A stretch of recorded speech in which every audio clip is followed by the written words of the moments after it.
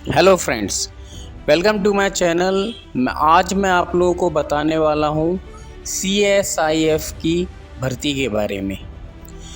CSIF में आप देख सकते हैं कि असिस्टेंट सब इंस्पेक्टर और हेड कांस्टेबल की भर्ती निकली हुई है, जिसकी ऑनलाइन एप्लीकेशन की लास्ट डेट है 26/9/2022 से 25/10/2022 तक। 25/10/2022 को आप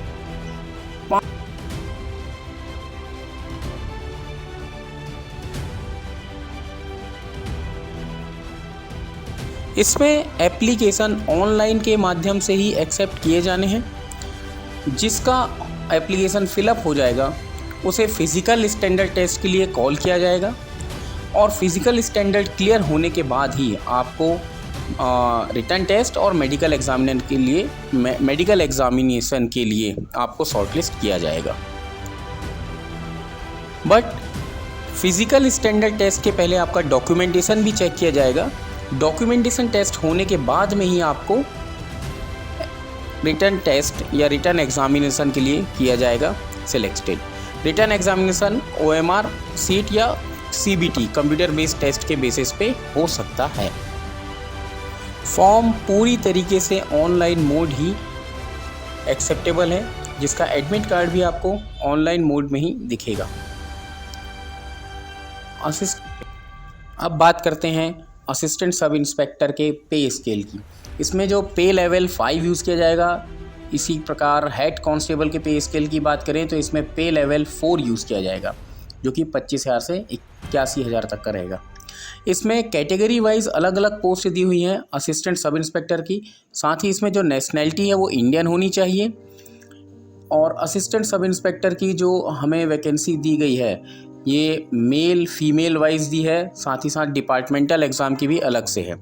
तो अगर आप मेल में देखें तो 94 वैकेंसीज़ आपको दिखेंगी। मेल के लिए 94 वैकेंसीज़ हैं, फीमेल के लिए 10 वैकेंसीज़ हैं।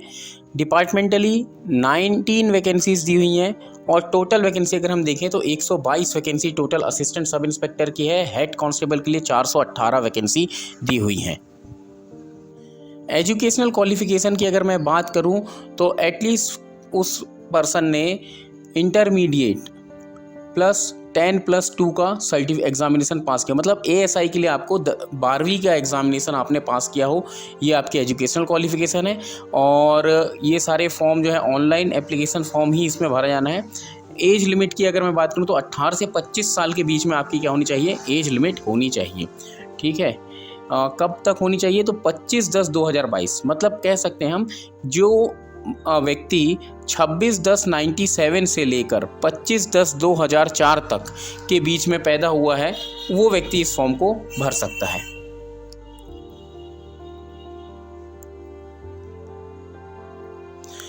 अब यहाँ रिलैक्सेशन की बात करें तो शेड्यूल कास्ट वालों को 5 साल का रिलैक्सेशन दिया हुआ है। अदर बैकवर्ड कास्ट वालों को 3 साल का रिलैक्सेशन दिया हुआ है। मतलब ST वाले जो हैं 30 साल की एज लिमिट है वो भर सकते हैं। OBC वाले भी 28 साल की एज लिमिट वाले भर सकते हैं। और जो डिपार्टमेंटल कैंडिडेट हैं उसमें 45 साल जिनकी एज हो चुकी है ST SC वालों की, वो भर सकते हैं। साथ ही अदर जो हैं जनरल कैटेगरी वाले वो 40 साल की एज तक वाले भर सकते हैं। फिज़िकल स्टैंडर्ड की बात करूं तो यहाँ पर मेल के लिए 165 सेंटीमीटर है और फीमेल के लिए 155 सेंटीमीटर है। वहीं अगर चेस्ट की बात की जाए तो मेल को 77 नॉर्मल और 82 सेंटीमीटर फुलाने के बाद में मिनिमम आना चाहिए।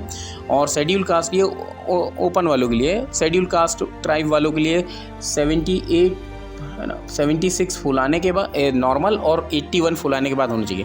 फीमेल के लिए ऐसा कोई क्राइटेरिया नहीं होता है।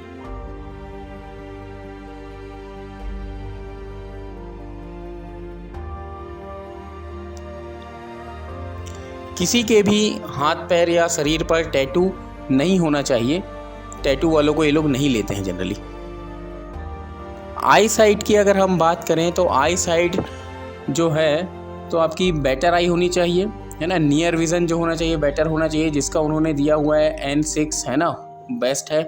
और डिस्टेंस विज़न की बात करें तो बेटर आई जो है तो 6/6 होती है और वर्स्ट आई होती है 6/9, तो 6/6 हो तो ये आपके लिए बेटर है। अब सबसे इम्पॉर्टेंट थिंग कि आप इसमें अप्लाई कैसे करें, जैसा कि मैं पहले ही बोल चुका हूँ कि इसको अप्लाई आपको ऑनलाइन करना है।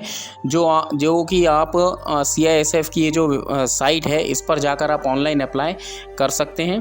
और बात करता हूँ छत्तीसगढ़ और मध्य प्रदेश के जो कैंडिडेट हैं उन्हें अप्लाई करने के बाद में जो ये एड्रेस दिया हुआ है DIG CISF सेंट्रल जोन, इस जगह पर अपना ऑनलाइन प्रिंट आउट जो निकलेगा एप्लीकेशन का उसे यहाँ पर सेंड करना होगा। ऑनलाइन एप्लीकेशन केवल एक बार ही आप सबमिट कर सकते हैं, 2 बार करने पर हो सकता है कि आपका एप्लीकेशन रिजेक्ट हो जाए, तो एक बार ही करें।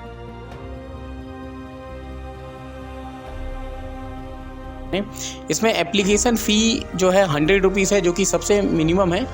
100 रुपीज़ ये भी किसको देना है, जो नॉर्मल जनरल एंड OBC वालों को ही देना है। ST SC female candidate, ex serviceman candidate, इनके लिए जो फीस है ये फ्री है, ये एग्जम्प्टेड है इस फीस से, है ना, इनको ये फीस नहीं लगनी है। जिसे भी फ़ी पे करनी है ये fee online net banking, credit card या डेबिट कार्ड के थ्रू ही ये पे कर सकते हैं।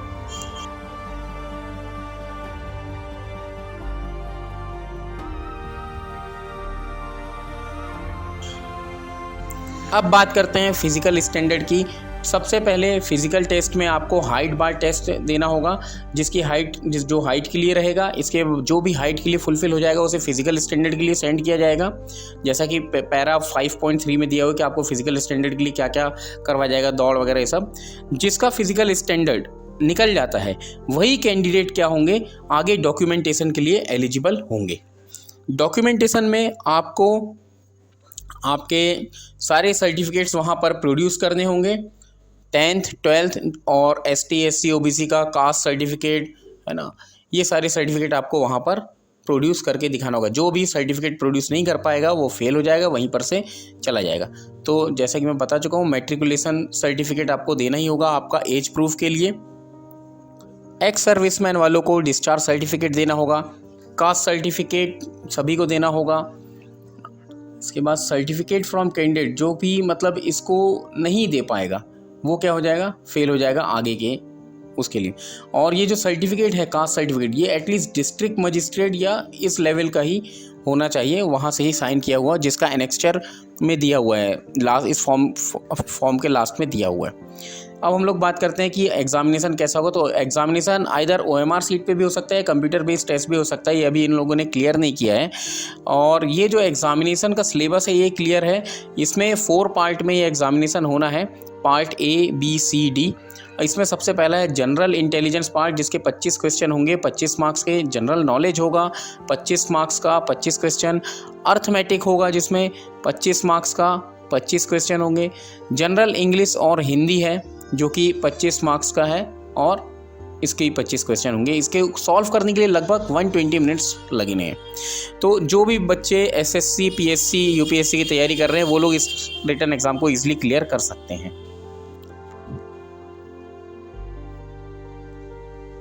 डेट ऑफ एग्जामिनेशन भी आपको वेबसाइट में ही बताई जाएगी, या आप मेरे चैनल को सब्सक्राइब करिए तो मैं आपको बता दूंगा कि इसकी एग्जामिनेशन की डेट कब है और कब आपको कैसे इसका एडमिट कार्ड डाउनलोड करना है।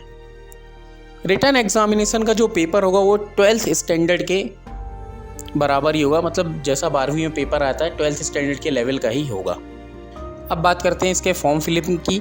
तो फॉर्म फिलअप करने के लिए सबसे पहले आपको 1 टाइम रजिस्ट्रेशन करवाना होगा और इसके बाद में फिर जो भी फॉर्म दिया हुआ है वो आपको इसमें फिल करना होगा। तो फॉर्म फिल करने के लिए जो 1 टाइम रजिस्ट्रेशन में आपको चीज़ें लगनी वो है मोबाइल नंबर, आपका ईमेल आईडी, आपका आधार नंबर। अगर आधार नंबर नहीं है तो उसकी जगह आप voter ID card, pan card, passport, ये सब कोई भी यूज़ कर सकते हैं। और साथ ही जो चौथी चीज़ आपको यहाँ पर लगनी है वो है आपका 10th का रोल नंबर, क्योंकि 10th का रोल नंबर इसलिए ताकि आपका एज प्रूफ वहाँ पर हो सके। एज प्रूफ के लिए आपको 10th का रोल नंबर देना होगा। साथ ही आपको अपना फ़ोटोग्राफ और सिग्नेचर दोनों यहाँ पर अपलोड करना होगा। ध्यान रहे कि आपका फ़ोटोग्राफ और सिग्नेचर किसी भी प्रकार से ब्लर ना हो, इसका जो फ़ोटो रहे बहुत अच्छा हो, ब्लर ना हो, क्योंकि ब्लर होने पर आपका फॉर्म रिजेक्ट हो सकता है। आपको आपकी मैट्रिकुलेशन की स्कैन्ड कॉपी भी यहाँ पर अपलोड करनी होगी, तो अपने मैट्रिकुलेशन की और 12th की जो इस कॉपी फ़ोटो मार्कशीट है उसकी भी स्कैन कॉपी आप साथ में रखिए, ताकि आप इसे यहाँ पर अपलोड कर सकें। मैट्रिकुलेशन एज के लिए और 12th एजुकेशनल क्वालिफिकेशन के लिए ज़रूरी है। जो लोग फीस के लिए एग्जम्प्टेड हैं वो डायरेक्ट फ़ी एग्जम्प्टेड पे जाकर अपने एप्लीकेशन का प्रिंट आउट ले सकते हैं, और जिन्होंने फ़ी पे करनी है वो फ़ी पे करेंगे, उसके बाद अपना एप्लीकेशन का प्रिंट आउट लेंगे। साथ ही साथ सामने आपको जो दिया हुआ है आपका OBC सर्टिफिकेट के लिए, यहाँ पर आपको डिस्ट्रिक्ट मजिस्ट्रेट से ही साइन करवा कर सबमिट करना होगा, या जिसके पास में पहले से ही बना हुआ है वो उसके थ्रू सबमिट कर सकता है। आगे की जानकारी के लिए आप मेरे चैनल को सब्सक्राइब करें और लाइक करें।